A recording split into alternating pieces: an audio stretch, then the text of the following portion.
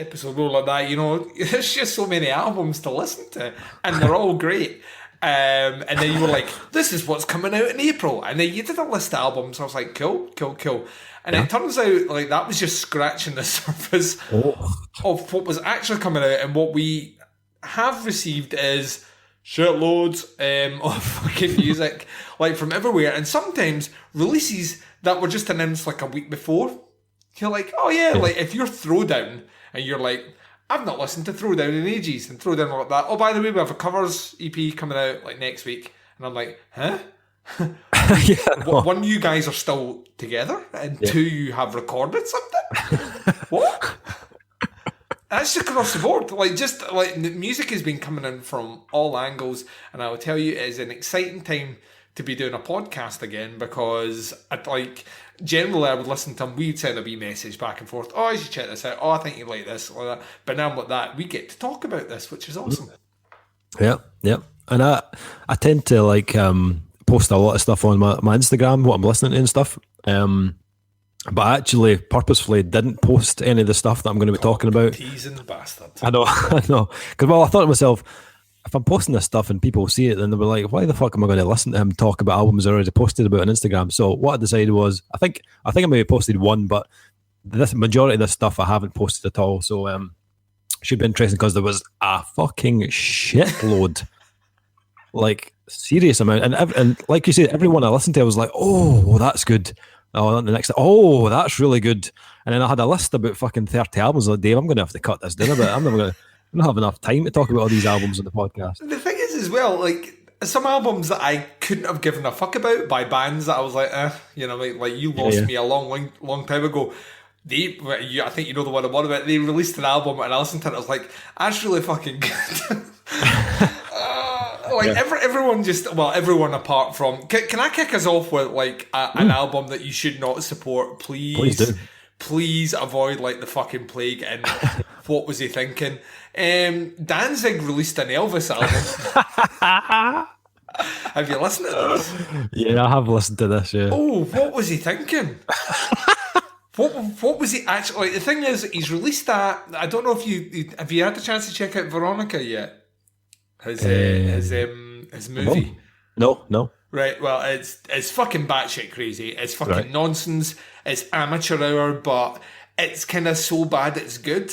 Mm-hmm. Like, I watched it and I couldn't take my eyes off the colossal train wreck it is, and he's now in the process of making a second movie. So Danzig's creative juices are flowing, my friend. They are flowing, and he's like, that, you know what? Time to release another solo release. This is the thing though, like, because of this lockdown, everyone is basically in writing mode, and that can sometimes be a great thing, but it can also sometimes be a bad thing as well. Yeah, well, this is Danzig sings Elvis. And I was thinking at first, I was like, right, we'll wait and see. I mean, but as Danzig sings a majority of Elvis songs that no one likes, right? To begin with, there's not a lot of the classics on there. It's mostly all the obscure stuff because it's Danzig and he doesn't want to do anything remotely popular. And it's a mishmash of him trying to impersonate Elvis and trying to impersonate himself. Like, and the songs the production isn't very good, and I know I shouldn't hold that over him, but it really sounds lackluster and flung together at the last minute. Mm-hmm. And I listen. The thing is though, I listened to the whole thing because I thought I'm going to listen to the whole thing for this show, Dave, because that's what I don't want to cut out, halfway through. And I realised, like, about the halfway mark, that there was no redeeming this release. I knew by the halfway mark, even if he does, like, one song which sounds kind of halfway entertaining, it will not redeem this release. It is easily the worst thing that I've heard this month. So, yeah, there you go. Danzig sings Elvis. It's shit. The world does not need more Elvis impersonators, Duncan. I just don't... It's what I said earlier on. Just because you can do something doesn't mean you should do something. No. And, at no point did someone turn around to him and say, Danzig, mate, listen, Do we have to do? Do you need to do this? Like, do we have to do this? Because I think if they had of, if he'd asked a little bit, I don't know, the guy that recorded this, like, that's what producers are supposed. Producers are supposed to be there for quality control, and at some point, someone should have said, "This is a bad idea." Yep. 100%. 100%. There we go. That was the first one of the podcast. So fucking bad, man. So bad. I listened to that the same day I listened to Fiona Apple's new album, Fetch the Bolt Cutters, which is fucking amazing. Like, absolutely amazing. And it reminds me why the world needs Fiona Apple, and maybe why the world no longer needs Danzig. Unless he's making movies. Check out Veronica. It's fucking nuts. Nice. I've still check out the Fiona Apple thing. Really good, man. Really good. It's an artist that I've never quite gotten into for some reason. I don't know why. But I've heard so many people talk about this new album. Like, so I've got it on my list, but there was just so much stuff to listen to. It's down the bottom of the list. Too much stuff. Too much. What have I been listening to? Okay, I'll start with one of the biggies. Probably one of the biggest ones. New Trivium. This is what I kind of teed up earlier on. Band that I'm not really interested in, haven't been interested in for quite a while since they found their Metallica sound, and then I lost all interest. And then everyone's been touting this has been, this is one of the big to look out for releases this year. I was like, really, Trivium? And then I listened to it, and it's pretty good, Dave. Yeah, I was pleasantly surprised. I mean, they've been through quite a few like phases, as you would say, in their career. So they're like a band that most people have an opinion on by now. But I actually feel like they've found their sound on this record. It's quite a kind of satisfying album to listen to. Obviously quite energetic, and the choruses are really well done. It reminded me, I've mentioned to you when I was talking to you about it earlier, but reminded me a lot of All That Remains. And they can write a chorus. They can write a damn good chorus. And this reminded me a lot of that. Great production as well. But a definite step in the right direction for Trivium. I think Rob Flynn posted about it. He said masterpiece was his words. Yeah, Rob Flynn, unfortunately, is suffering from lockdown fever. I think he was doing like a live busking thing a couple of days ago, and I was like, "That you do not need to busk, Rob Flynn. You're fucking minted. So just go and like I've been everywhere with him in his living room, in his car. Yeah. I'm like he's." I mean, it's the thing about it is, I kind of second what you're saying about them finding their sound, but on top of that, it no longer they sound mature. Yeah, you know what I mean? Yeah. They sound really mature on this album, and that has been my problem with Trivium. And the most part is they're a band that have constantly struggled with identity. And those phases that they go through aren't just like, we're going to write Metallica-inspired songs. It's like right down to the vocals, we're going to try and copy James Hetfield. And I never could quite understand it, because even when they first came out, they had that kind of, it wasn't metalcore, but it was like a kind of thrashy metalcore sound they had. And they had the big catchy choruses. And it sounded very much of that era. They sounded like a kind of an amalgam of lots of different bands. And now listening to this one, it just sounds like an incredibly polished album. I think it actually shows off not only how good they are as songwriters, but how good they are as riff writers. Yeah. Like some of the riffs are absolutely fucking banging on it. Like just really, really well written, really catchy.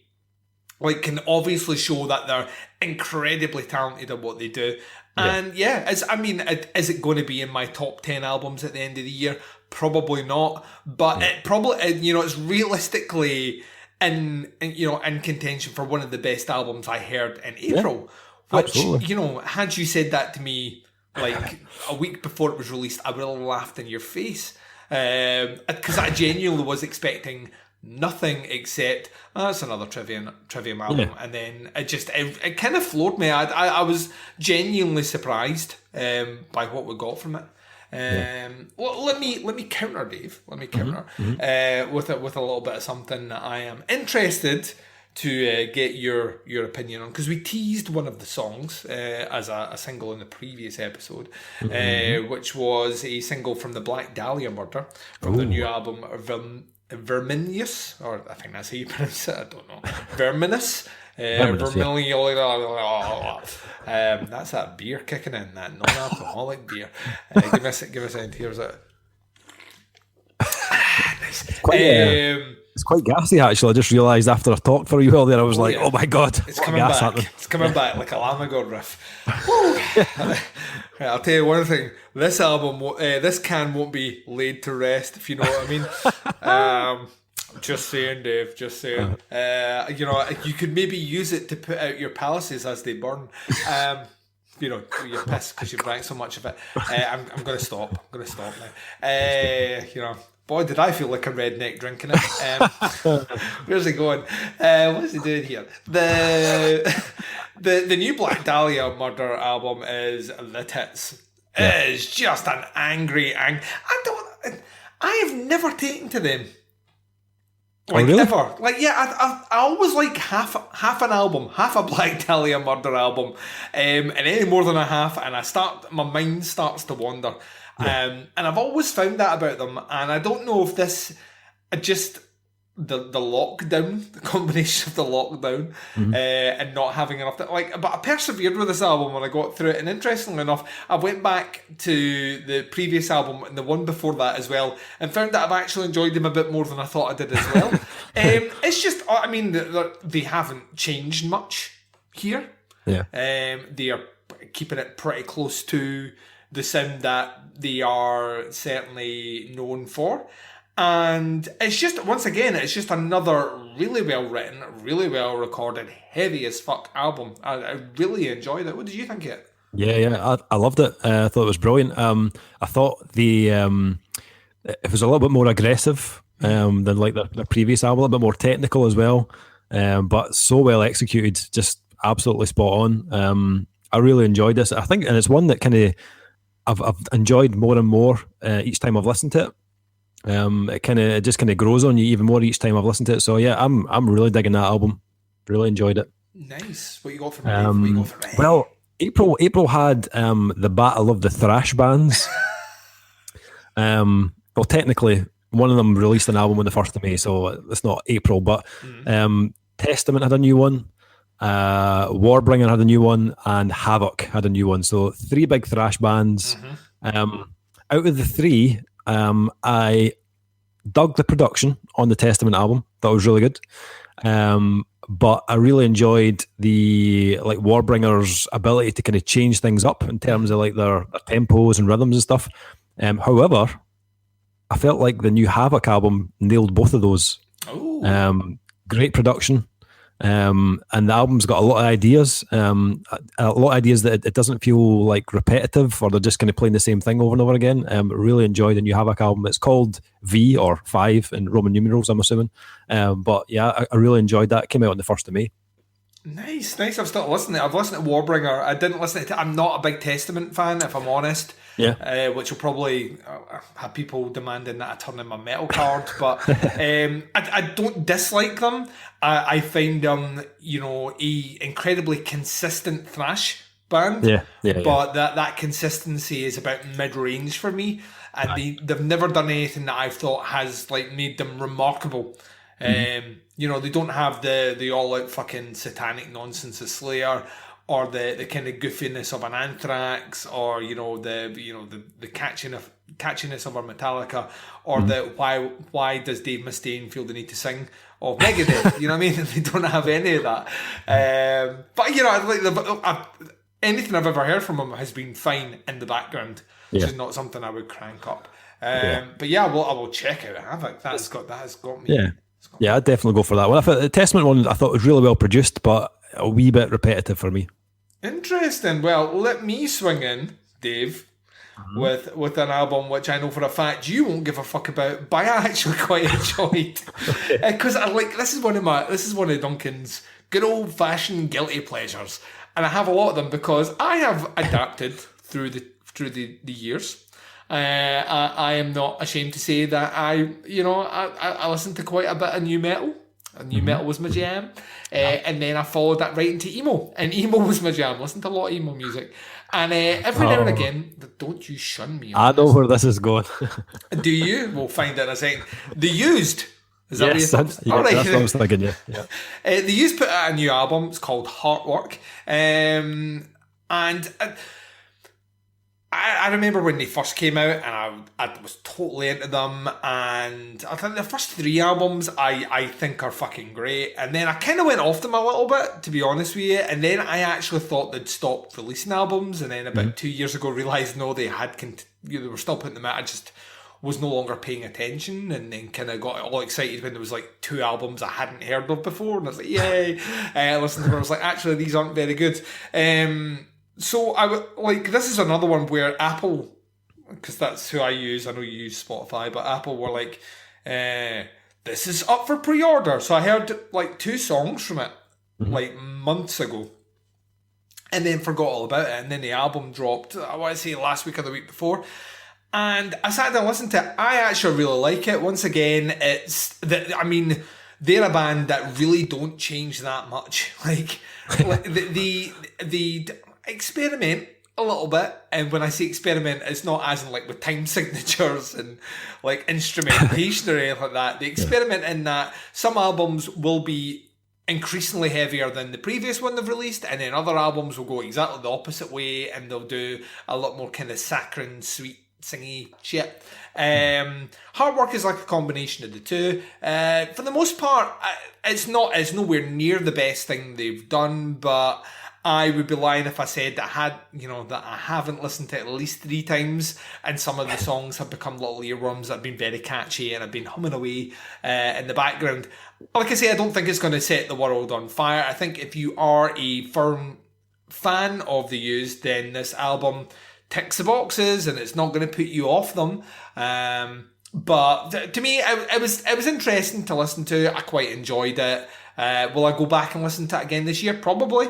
But do I think it's near their best work? Probably not. I imagine this was an affront to God in your eyes, Dave. I can't picture you listening to a Used song. Well, at all. I have a process. When the Friday comes around and it's album release day, I save a whole load of albums to my Spotify account, and then usually what I'll do is I'll listen to the first few songs and then decide whether it's something that I'm going to listen to the rest of, or whether I'm just going to get rid of it. So you might be surprised to hear that actually I listened to the first 3 songs from the Used album, and I thought that wasn't bad actually. I'm going to listen. I'm going to listen to that later, and I still haven't listened to it. But but from what I heard, I thought, yeah, I could probably listen to that. That wasn't bad at all. Yeah, it's completely not offensive in any sort of way. Not bland either, but it's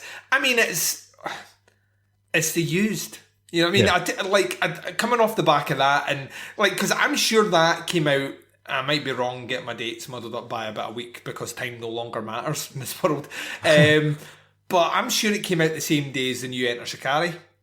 Oh, and did then it? I listened to them in Enter Shikari. I've not listened to them in a while, and they sound completely fucking different from how I remember them sounding. Yeah. They've went exactly the opposite way. They used to be like kind of, it was big slabs of electronic samples and heavy guitars and screamy, singy vocals, and now it is basically pop. Yeah. Yeah.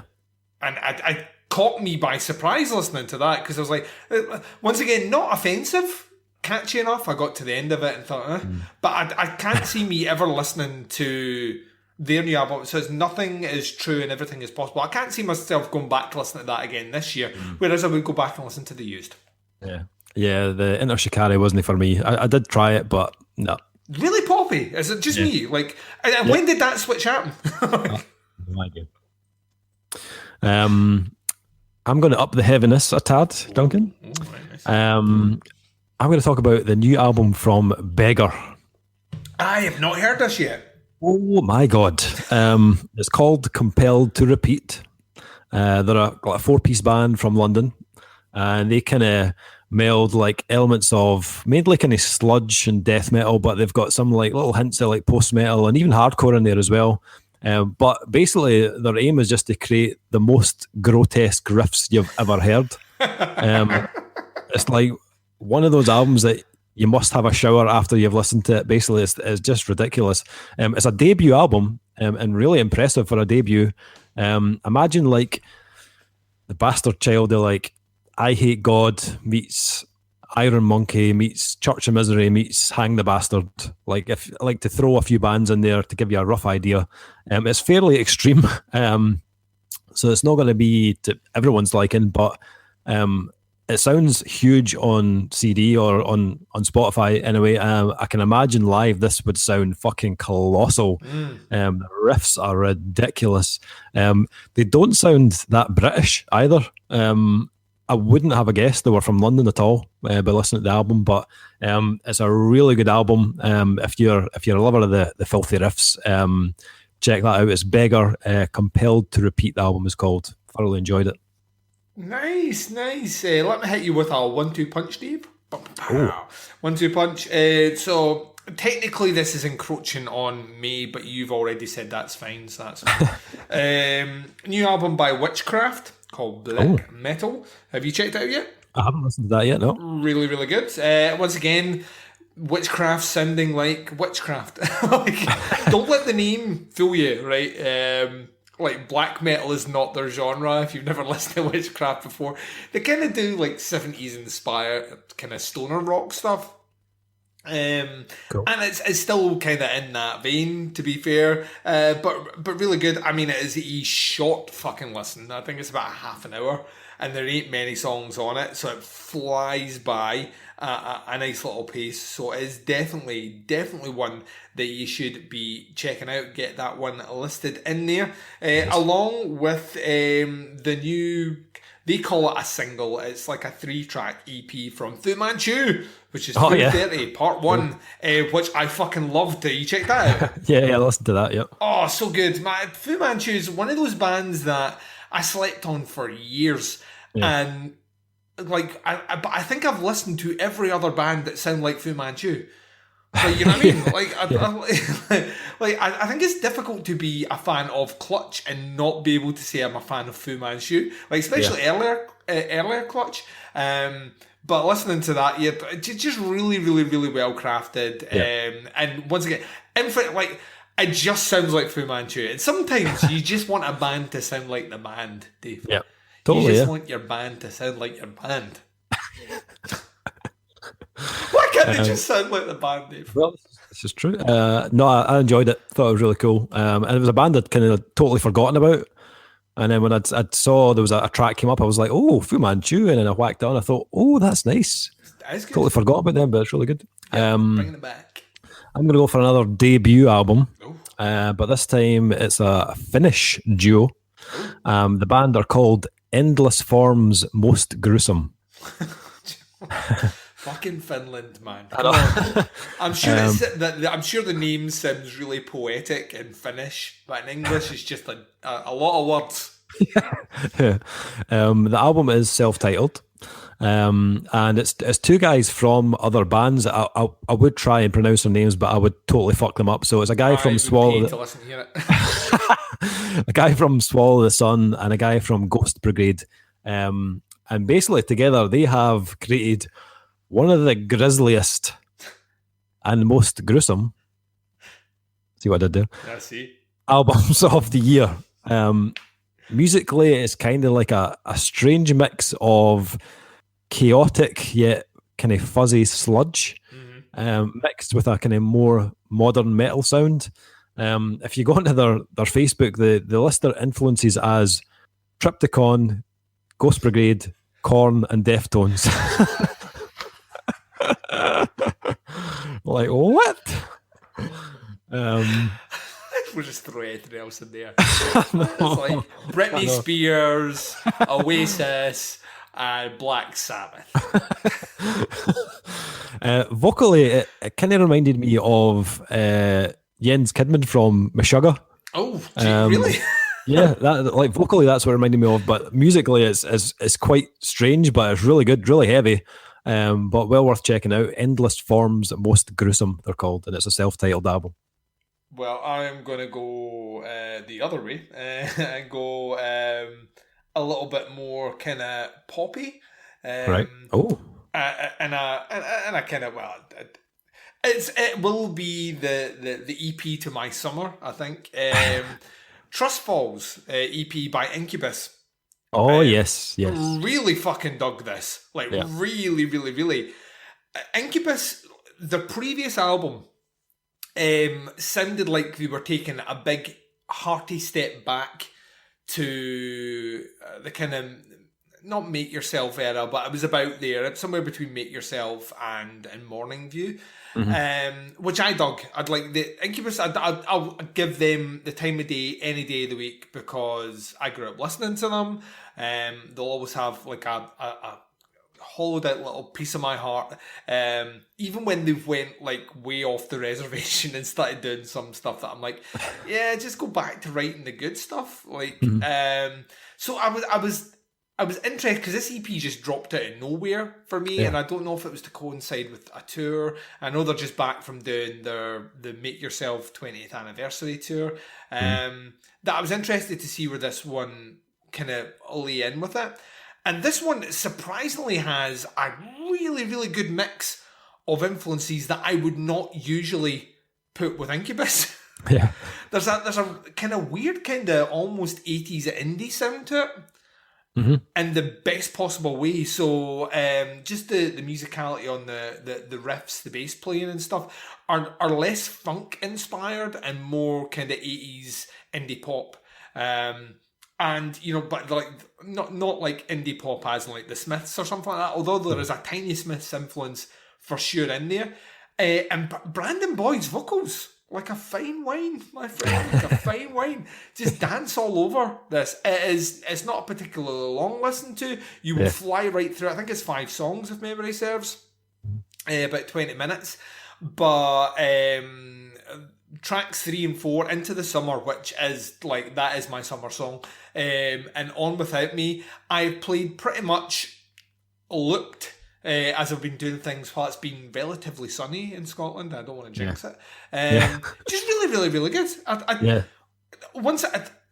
Just when you think you've, like, remember when I said, why can't bands just sound like the bands? Every now and again, it's okay to sound like something different if you're Incubus. Yeah. It was, very, very kind of summery sound, and I enjoyed it. That was really good. I did read somewhere that they'd obviously done these 4 or 5 tracks for the EP, but they have written more, so that's not to say we might hear something else from them later, maybe in the year or... Oh, they should just keep doing it. Just keep releasing shit. Definitely. Can I ask you a question, Dave? Sure, go for it. We both love a little band called Hex Vessel. Or we both love one album from Hex Vessel. We think it is the fucking tits. It was maybe our favourite album that year. Don't want to put words in your mouth, but I'm sure that's what you said. I'm sure I agreed with you. Can't remember if I did, but I'm going to say I did. They finally have been teasing a lot of stuff this year and the old 2020. The album they released after the one that we really love, whose name escapes me. And I can't fucking remember. We do this every single time ourselves, and I blame you. It was called When We Are Death, I think. Yes, loved that one. And then they did an album in between that, which name escapes me. This is great for podcasting. Which we were like, it's not the same. It was a bit too kind of folky and earthy for me. And then out of nowhere, they were like, we're releasing Kindred this year, our new album. Kindred finally dropped in its entirety in the last month. Did you check it out? I did check it out, yes. What did you think of it? I didn't really like it, to be honest. I liked it more than the previous album, but I still don't like it as much as When We Were Death. It's too kind of folky and experimental for me. I preferred it. I know that album we liked it wasn't a heavy album, but it was definitely heavier than the other couple of albums I've done. It's more rocky as well, I felt. There's specific tempo in that release which had a kind of 70s kind of psychedelic rock groove where it feels like they've leaned really into more a kind of folk tempo, which is not... I really appreciate some of the songs in it. As a whole album, I'll never listen to it as a whole album. I'll pick the 4 or 5 songs that I really like off it and just listen to those, I think. It's a weird one because they like that album, man, is fucking amazing. And then is it just a flash in the pan? Do you think he was doing, because he was coming off Beast Milk and Grave Pleasures, Do you think that was just still in his veins? Because I know he does quite a lot of writing with the band, that he still had all this kind of rock, sort of punky angst with him when he came out to do that. That's why and he's just kind of settled into doing... Possibly, because I mean the Beast Milk stuff and Grave Pleasures was quite catchy, like that. Those kind of catchy choruses, and When We Are Death definitely had that as well. They were very memorable songs. Whereas with this stuff, with like Kindred, it just didn't stick with me at all. I did try. I tried it a couple of times, but I couldn't get into it. Frustrating. Yep. I'm going to go a wee bit more extreme. Of course, like you've got to balance out everything that I'm saying. Like there's one guy. Baz no longer podcasts with us, so it's fine. There's one guy that's coming across as the right pussy here, and another one that's coming across as the proper headbanger. And I will leave it to our audience to decide who is who. Ulcerate. Like you fucking making this shit up now. Holy shit. So Ulcerate, if you've never heard Ulcerate before, they've been churning out albums for over 20 years, almost 20 years now, right? They're an extreme kind of technical death metal band from New Zealand. They've just dropped a new album. It's called Stare Into Death and Be Still. And I'm gonna say this right now. I will be very, very surprised if this doesn't end up in a lot of end of year lists this year. Really? It is exceptionally good. Like, very intense musically. And it's not a style that everyone's going to love. But what kind of blows my mind about this is before their last album, this band went from a 4-piece band to a 3-piece band. And yet somehow they haven't lost like one iota of their kind of technical ferocity at all, even with dropping a member out of the band. And this album is like just as unrelenting as and like as fierce as its predecessor, Shrines of Paralysis, which came out 2016. But I think like what gives Ulcerate the kind of upper hand over the other kind of technical death metal bands is their use of kind of atmosphere and kind of melodic kind of dissonance that just makes each track on this album sound fucking massive. It's one of those albums you can easily kind of get lost in because there's a lot going on, but you can get lost for all the right reasons. And as I said, be very surprised if I don't see this in a lot of lists at the end of this year. Stunning album. Ulcerate is a band, and Stare Into Death and Be Still, the album is titled. Okay, let's swing with the last couple of ones that I want to touch on. Listen to the new Vader album. Sounds like Vader. Yeah, that's not absolutely. the name of the album, by the way, although that would be fucking amazing. The new Vader album, Sounds Like Vader, coming out May. The new album was called Solitude and Madness. Yeah, I mean, at this stage in their career, do they need to sound like anything else? Nah, that's fine. Listened to a little release from... Well, it's not even a release, it's a single from the Acacia Strain. The C single dropped. Don't know if you've checked that out. Oh yeah, I did. Yep. They're actually very excited. They're doing some really good stuff just now. Actually, yeah, really excited for that. They're a band that like constantly keeps my interest. Yeah, you know what I mean. Like just like I can be away from the scene for quite a while and then come back and I'll be like, oh, I'll see what Acacia Strain, just plug myself back in the internet and see what Acacia Strain's doing, and whatever it is, just it grabs my attention, and I've always really liked them. When you liken that to this time last month, when we were recording, I think Amur had put out a single, which is like, that sounds like Amur. And then I compare that to Acacia Strain. Acacia Strain certainly is doing the more interesting stuff, in my opinion. I think they always were. The new EP by Aborted, which weirdly we were speaking about Aborted on that previous episode. Yeah. Like, I'm sure the Aborted bass player plays in... Yeah, he does. Yes, he does. Like, after the fact, you were right, but... fucking unbelievable. And then, like, the next week they released an EP because obviously they'd heard you talking about them. Like, no, he's in this band, Dave. It's really good as well. Once again, sounds just like Aborted. Nothing has changed. Yeah. The last one I want to touch on is a band that I have tried. And musically, I really, really like them. But I find that I can only handle the vocals in small doses, and I cannot pronounce her name. Was it Ornasi Pazuzu? Oh yeah. Musically, it's a really good album. It's dark, it's a wee bit disgusting in places in the way it sounds. Yeah. But they mix the kind of atmosphere, melodic music writing really, really well. And then those kind of not quite Danny Filth vocals kick in. This is really kind of high kind of stuff kicks in, which I'm alright with to an extent, used in context and tone with other things, but that guy's got that, and that's his tone. Yep. That is his sound, and you will get it from start to fucking finish, and you will like it, Dave. And you will Oliver Twist, please sir, can I have more at the end of it? Right? And it's frustrating for me, and it reminded me of, not musically, but remember that band Nevermore? Yep. Uh-huh. Yeah, Nevermore, like, whenever you listen to that music, you're like, this fucking music's amazing. And then that guy would come in sounding like, Bruce Dickinson had sat in his testicle. Like, like, really, really, it always used to put me off because it was like, musically, this sounds like it should have, like, a singer with some bass in his vocals, and that wasn't there. And the same with Ornasi Pazuzu. Like, I feel like when I'm listening to it, their singer should have a much bigger range vocally, and they don't. And there's only so much I can listen to it, which is frustrating because musically I found it really interesting. I quite enjoyed listening to it. I just can't do the vocals, Dave. Yeah. I was the same. The vocalist of Nevermore, he died, by the way. That is it Warrell Dane, his name was? He passed away a few years ago. Was it because his voice was too high for him?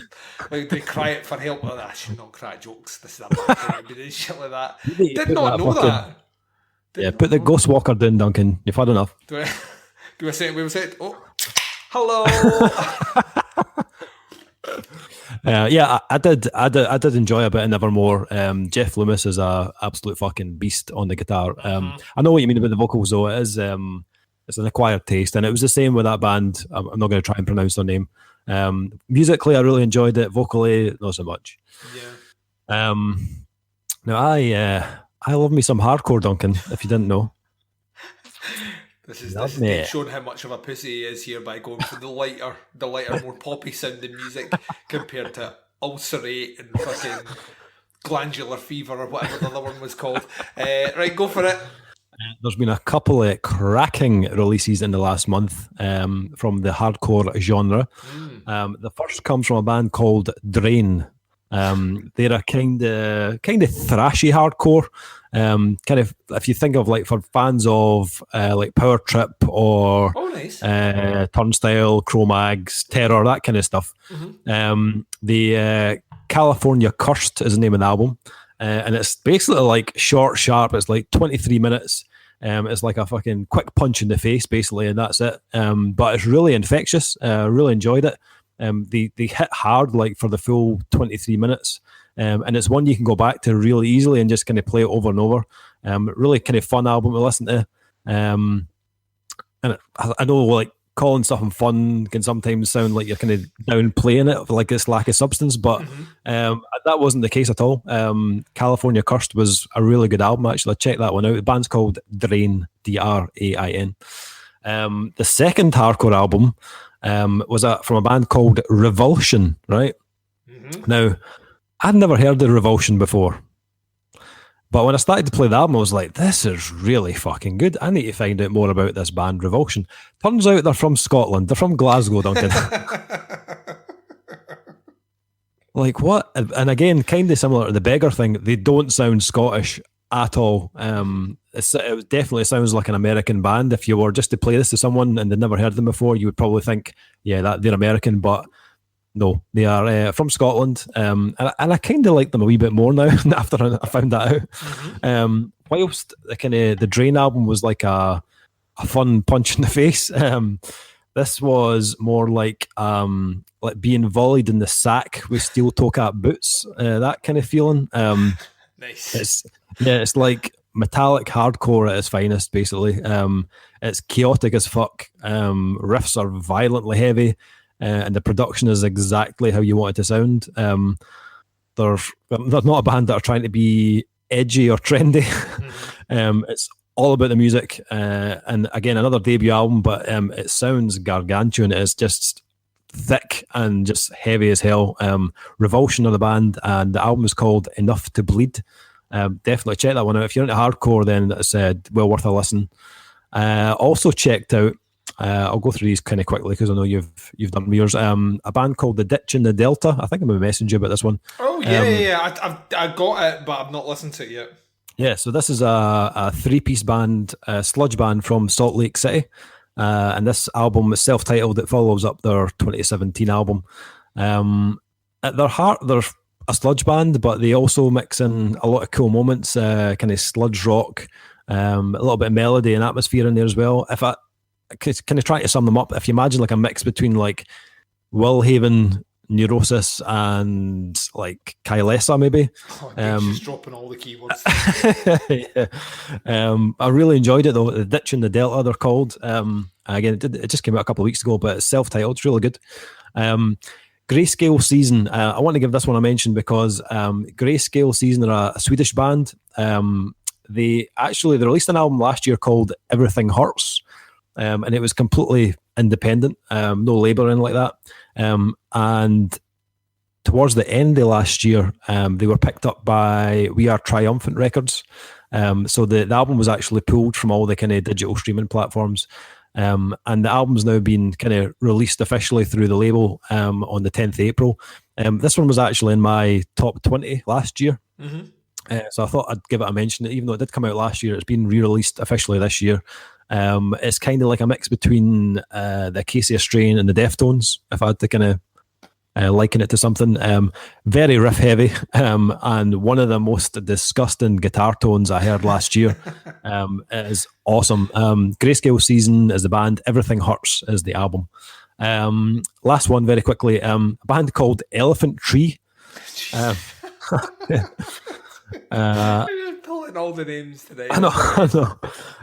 Never heard of them before, but they just dropped a new album. It's called Habits. They are a kind of London-based stoner doom band, and they provide the thickest of riffs, like kind of like the illegitimate child of like Torch, Floor, and like Monolord, but with some kind of spacey, kind of dreamy passages in it as well. It's monstrously heavy. Just like the riffs will turn you into a pile of dust, but it's got a really cool feel to it. It's not just all really heaviness. They've got that kind of stonery vibe at times as well. Really cool. Well worth checking that one out. Elephant Tree and Habits is the name of the album. Nice.